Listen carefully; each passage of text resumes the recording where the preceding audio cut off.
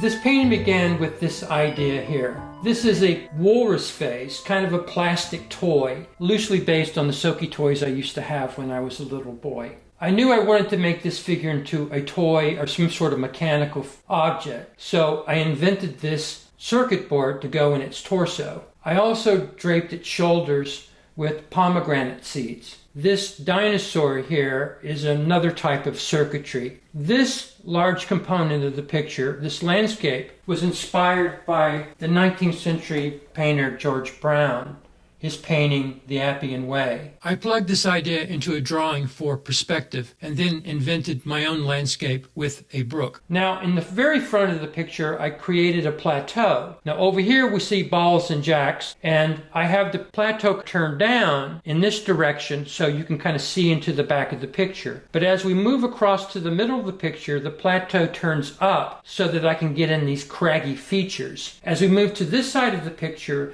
the plateau turns back down so I can get this rocky platform underneath the figure. Now I visualize this side of the picture being very dark, looking a little burnt or singed. I'm going to put a tree trunk here with branches coming out of it, which will imitate this circuitry.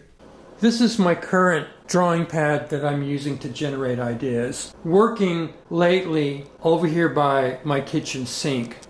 And I will show you that above this, you will see that I have a towel draped around the light fixture. I have developed a corneal disease called Fuchs Dystrophy, which I will explain in later videos. This towel funnels the light to a very narrow column, and because my corneas are so sensitive, it focuses the light in a very narrow way that enables me to draw with less discomfort. This particular drawing pad contains many ideas. One idea I want to show you is this little idea right here, a tree trunk with various things growing out of it. This is my normal drawing desk. It works much better in the summer than in the winter, because the light over here is not that great.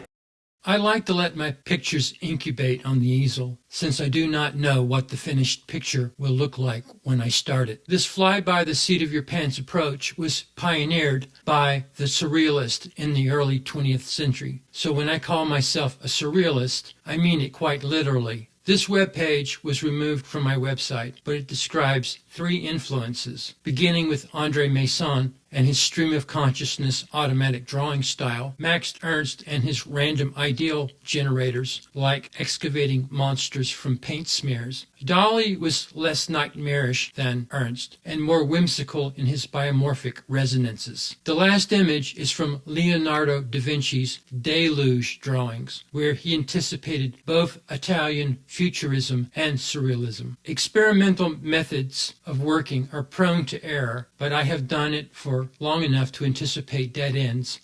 My love of monsters began with Ed Big Daddy Roth and his hot rod bubblegum card art of the 1960s. I discovered Roth after moving to Memphis, Tennessee as a boy in 1966, and it was love at first sight. I had an uncle who worked at a toy factory in Chicago around the same time. It manufactured, among other things, rubber monsters. One summer when he came to visit, my uncle started pulling handfuls of these precious jewels from his pockets. I feel so blessed to have lived in this golden age.